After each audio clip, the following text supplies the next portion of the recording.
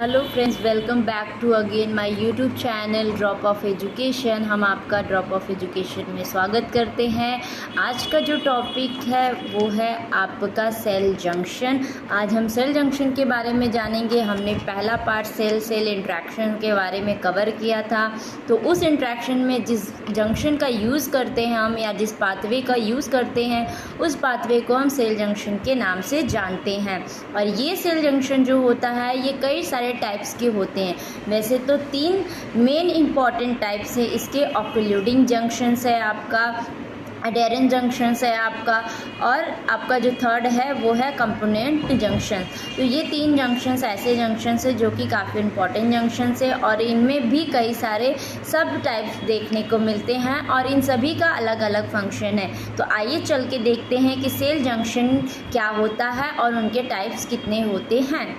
Cell junction की बात करते हैं तो सेल जंक्शन एक ऐसा कनेक्शन माना जाता है प्लाज्मा मेम्ब्रेन इनके बीच, जो कि 2 एडजेसेंट सेल जो एनिमल्स में, या कह सकते हैं एनिमल टिश्यूज में जो सेल पाए जाते हैं, उसमें आपके ये जो जंक्शन होते हैं वो एक दूसरे को अटैच करने में या कनेक्ट करने में काम करते हैं। और अगर हम, जैसे कि कोई भी सेल है जिसमें कि एक आपका नेबरिंग सेल होगा जो कि दूसरे से अटैच करने में काम करता है, तो उस तरीके के अटैचमेंट को या कनेक्शन को हम सेल जंक्शन के नाम से जानते हैं।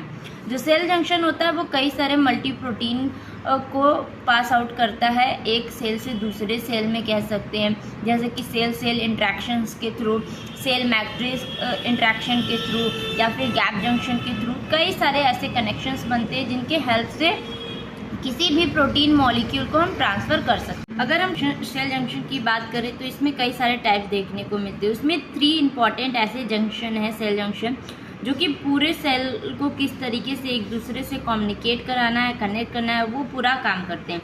जिसमें कि पहला जो जंक्शन है उसे हम ऑक्यूलेडिंग जंक्शन के नाम से जानते हैं। और इस ऑक्यूलेडिंग जंक्शन में 2 तरीके के जंक्शन होते हैं। एक तो होता है आपका टाइट जंक्शन, दूसरा होता है सेप्टेट जंक्शन। इनके बारे में हम आगे बात करेंगे। नेक्स्ट जो दूसरा जंक्शन होता है उसे हम एंकरिंग जंक्शन के नाम से जानते हैं। एंकरिंग जंक्शन की बात करते हैं तो ये 3 तरीके के होते हैं। एक होता है आपका एडहेरेंस जंक्शन, दूसरा होता है डेस्मोसोम, तीसरा होता है हेमीडेस्मोसोम। तीसरे जंक्शन की बात करें तो तीसरे जंक्शन को हम कम्युनिकेटिंग जंक्शन के नाम से जानते हैं। और इस कम्युनिकेटिंग जंक्शन में 2 तरीके के जंक्शन होते हैं। एक होता है गैप जंक्शन, दूसरा होता है प्लाज्मोडेस्माटा। तो आइए हम सभी जंक्शंस के बारे में डिफाइन करते हैं और जानते हैं सबके फंक्शंस क्या हैं और एग्जांपल्स क्या हैं। तो सबसे पहले हम टाइट जंक्शन और सेपरेट जंक्शन की बात करते हैं। अगर हम टाइट जंक्शन और सेपरेट जंक्शन की बात करते हैं तो जो टाइट जंक्शन होती है वो आपके 2 एडजेसेंट सेल यानी प्लाज्मा मेम्ब्रेन के 2 एडजेसेंट सेल से मिलके बनी होती है। नेक्स्ट कह सकते हैं कि अगर हम इनमें प्रोटीन्स की बात करते हैं तो 2 मेजर प्रोटीन इनमें पाया जाता है। एक होता है कॉल्यूडिन और एक होता है एक्यूलिडिन प्रोटीन। और आपकी जो टाइट जंक्शन होती है ये टाइटली बॉन्डेड होती है, यानी कि दो एडजेसेंट सेल्स हैं उनके बीच जो कनेक्शंस होते हैं वो बिल्कुल टाइट होते हैं और लीक प्रूफ होते हैं। अगर इसकी एग्जांपल की हम बात करें कि टाइट जंक्शन या सेपरेट जंक्शन की एग्जांपल क्या है, तो एग्जाम्पल आपके junction between epithelial cell of gut, जो गट में इपिथेलियल सेल पाए जाते हैं उनके बीच के कनेक्शंस को हम टाइट जंक्शन कहते हैं। जो हमारा दूसरा जंक्शन है हम इसे एडहेरेंट जंक्शन के नाम से जानते हैं। और इस एडहेरेंट जंक्शन को एक और नाम से जानते हैं जिसे हम इंटरमीडिएट जंक्शन भी कहते हैं। और ये इंटरमीडिएट जंक्शन जो होता है ये 2 तरीके के सेल्स को होल्ड करके रखता है एक साथ, जिसमें कि आपका एपिथेलियल और इंडोथेलियल सेल जो होते हैं ये एक दूसरे को होल्ड करके रखते हैं। और इसको हम जोना एडहेरेंस या इंटरमीडिएट जंक्शन के नाम से भी जानते हैं। और ये जो होती है ये 2 बंडल ऑफ एक्टिन जो प्रेजेंट होते हैं, actin filaments from cell to ECM, यानी जो सेल से सेल या फिर सेल टू ईसीएम जो कनेक्शंस देखने को मिलती है एक्टिन फिलामेंट में, वो भी एक तरीके के एडहेरेंस जंक्शंस को शो करता है। और इनमें रजिस्टर्ड स्ट्रेस भी देखने को मिलता है और ये हेल्प करती हैं सेल के शेप को चेंज करने में। अगर हम एग्जाम्पल की बात करते हैं तो very common example in synapsis. जो दूसरा एग्जाम्पल है वो है आपका interconnected disc between adjacent cardiac muscle, यानी कि अडेरेंस जंक्शंस को अगर हमें और देखना है तो हम कार्डियक मसल्स की इंटरकलेटिंग डिस्क में देख सकते हैं। नेक्स्ट थर्ड जो एग्जाम्पल है वो है junction between layer of myelin sheath. चाहे तो हम माइलिन शीट में भी एडेरेंस जंक्शंस को देख सकते हैं, और जो माइलिन शीट्स होती हैं ये हमारे न्यूरॉन में प्रेजेंट होती हैं।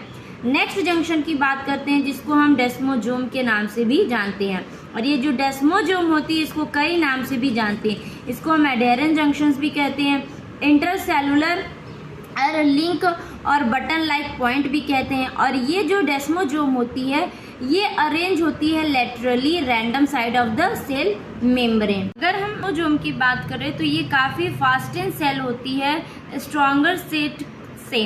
नेक्स्ट हम बात करते हैं कि कॉम्प्लेक्स होती है, कई सारे प्रोटीन्स इसमें देखने को मिलते हैं डेस्मोसोम में, जैसे कि कैथरीन प्रोटीन हो गया, आपका कैरेटीन हो गया, लिंकर प्रोटीन हो गया, इंटरमीडिएट फिलामेंट प्रोटीन हो गया, और ये खासकर आपके एक्टिन मायोसिन का आपने नाम सुना ही होगा मसल्स में, वहाँ देखने को मिलते हैं।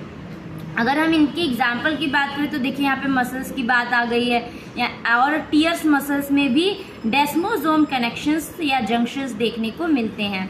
नेक्स्ट जंक्शन की बात करते हैं जिसका नाम है हेमीडेस्मोसोम, यानी कि अभी हमने कवर किया डेस्मोसोम को, तो ये डेस्मोसोम की तरह होता है बट ये हेमी होता है, यानी कि पार्शियली होता है। तो इस तरीके के जंक्शन में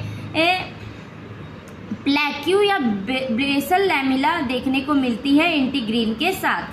और जो ये क्रोमोसोम होती है ये आपकी anchor epithelial cell to basal lamina से कनेक्ट होती है। अगर हम इनके फंक्शन की बात करें तो कई सारे सिग्नलिंग जैसे फंक्शंस में ये हेल्प करते हैं।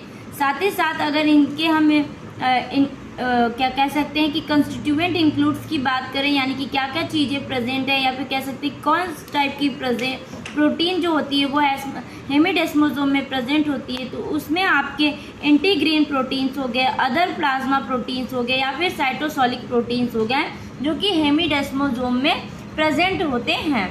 हम नेक्स्ट जंक्शन की बात करेंगे। नेक्स्ट जंक्शन जो हमारा दूसरा वाला है उसे हम गैप जंक्शन भी कहते हैं, और गैप जंक्शन जो होता है ये आपका डायरेक्टली डिफ्यूज करता है आयंस को, मॉलिक्यूल्स को दो सेल के एडजेसेंट में, यानी कि दो सेलों के बीच में किसी भी आयंस मॉलिक्यूल को डायरेक्ट ट्रांसफर कर पाना, या फिर डायरेक्ट कह सकते हैं कि ट्रांसपोर्ट कर पाना, उस तरीके के जंक्शन को हम गैप जंक्शन कहते हैं। और ये जो गैप जंक्शन होती है इसमें कैनेक्सॉन यूनिट प्रेजेंट होती है, और ये कैनेक्सॉन यूनिट जो होती है हेक्सागोनल होती है और ट्रांस मेम्ब्रेन प्रोटीन से बनी होती है, और इसमें 6 कनेक्सिन देखने को मिलता है जो एक दूसरे के साथ अटैच होती है, और इस 6 कनेक्सिन को हम कैनेक्सॉन का नाम देते हैं। अगर हम इसके रेगुलेट्स की बात करें कि किस तरीके से ये गैप जंक्शन रेगुलेट्स होता है, तो यहाँ पे pH, voltage and intra calcium concentration, calcium concentration and intracellular signal, यानी इन सभी के हेल्प से हमारा गैप जंक्शन जो होता है वो रेगुलेट होता है। नेक्स्ट एंड लास्ट जंक्शन की बात करेंगे जो कि काफ़ी कॉमन या फिर हम कह सकते हैं एक रेयर तरीके का जंक्शन देखने को मिलता है, और स्पेशली ये जंक्शन जो होता है ये प्लांट में ही देखने को हमें मिलता है, जिसका नाम है प्लाज्मोडेस्माटा, और इसका एक इम्पॉर्टेंट रोल होता है हमारे प्लांट के रेगुलेशन में। तो आइए जानते हैं प्लाज्मोडेस्माटा क्या होता है। तो प्लाज्मोडेस्माटा की बात करती हैं तो ये एक तरीके का स्मॉल चैनल होता है जो कि कनेक्ट करके रखता है साइटोप्लाज्म को और प्लांट सेल में, जहाँ पे कई सारे लिविंग ब्रिजेस देखने को मिलेंगे। अभी हम इसके डायग्राम्स भी, इन सभी जंक्शन के डायग्राम्स भी आपको दिखाएंगे, तो चलिए डायग्राम्स को देखते हुए चीज़ों को हम समझते हैं। जैसा कि आप देख रहे हैं इस डायग्राम को, आपके सामने एक डायग्राम दिखाई गई है, और ये डायग्राम जो है ये आपकी गैप जंक्शन का है, जो कि गैप जंक्शन किस तरीके से देखता है और देखने को मिलता है वो सारे इस डायग्राम में आपको आराम से देखने को मिलेंगे। जैसे कि आप देख सकते हैं कि ये दो सेलों के बीच में किस तरीके से गैप्स प्रेजेंट है। इसमें कई सारी चीज़ें प्रेजेंट है, जैसे कि आप देख सकते हैं 2 connexins in register forming an open channel between adjacent cell. सेलों के बीच में जो है एक तरीके की चैनल प्रेजेंट है जो कि दो एडजेसेंट सेल को दो कनेक्शन के बीच फॉर्म करती हैं। यहाँ पे आप देख सकते हैं कैनेक्सॉन प्रेजेंट है जो कि 6 सब यूनिट्स के बने होते हैं, जिसे हम कैनेक्सिन का नाम देते हैं। साथ ही साथ अगर हम गैप जंक्शन की बात करते हैं तो जो गैप देखने को मिलता है ये 2 to 4 नैनोमीटर के अराउंड देखने को मिलता है। और यहाँ से यहाँ जो चीज़ें आपको देखने को मिल रही है ये एक तरीके का interacting plasma membrane of 2 adjacent sales हैं। नेक्स्ट आपके सामने ये जो दूसरा डायग्राम है, ये डायग्राम है आपके प्लाज्मोडेस्माटा जंक्शन का, यानी ये स्ट्रक्चर प्लाज्मोडेस्माटा जंक्शन का है, जो कि आप देख सकते हैं कि ये किस तरीके से देखने को है। और ये प्लाज्मोडेस्माटा जंक्शन जो होता है वो सिर्फ और सिर्फ आपको प्लांट में देखने को मिलेंगे। तो आप ये देख रहे हैं डायग्राम कि इसमें किस तरीके से प्लाज्मोडेस्माटा जंक्शंस को दिखाया गया। आप चाहे तो इस तरीके से देख सकते हैं कि किस तरीके से यहाँ पे दिखाया जा रहा है इन शॉर्ट, और इसी को हम और जूमिंग करके देख सकते हैं कि किस तरीके से प्लाज्मोडेस्माटा दिखता है और क्या क्या चीज़ें प्रेजेंट होती हैं। आप देख सकते हैं इसमें प्राइमरी वॉल होते हैं, मिडिल लैमिला होती है, साथ ही साथ इसमें आप देख सकते हैं साइटोसोलिक एनुलस होता है, एंड आपका प्लाज्मोटिब्यूल होता है या डेस्मोटिब्यूल के नाम से जानते हैं। स्मूथ इंडोप्लाज्मिक रेटिकुलम प्रेजेंट होते हैं। साथ ही साथ आप देख सकते हैं यहाँ पे जो प्लाज्मा मेम्ब्रेन होती है वो किस तरीके से दो सेलों को कनेक्ट। ये एक तीसरा डायग्राम है और इस डायग्राम में बताया जा रहा है कि किस तरीके से कोई भी सेल किसी भी प्रोटीन मॉलिक्यूल को ट्रांसपोर्ट करती है, यानी कि यहाँ पे एक permeability of synthetic lipid by layer of different classes of molecule को बताया गया कि किस तरीके से परमेबिलिटी शो करता है कोई भी मॉलिक्यूल किसी भी सेल के थ्रू। तो आप देख सकते हैं कि अगर हम परमेबिलिटी की बात करते हैं तो जो हाइड्रोफोबिक मॉलिक्यूल होते हैं, यानी कि O2 हो गया, CO2 हो गया, N2 हो गया, बेंजीन हो गया, ये आराम से आपके सेल मेम्ब्रेन को या लिपिड बाइलेयर को आराम से, यानी प्लाज्मा मेम्ब्रेन को आराम से क्रॉस कर सकती हैं।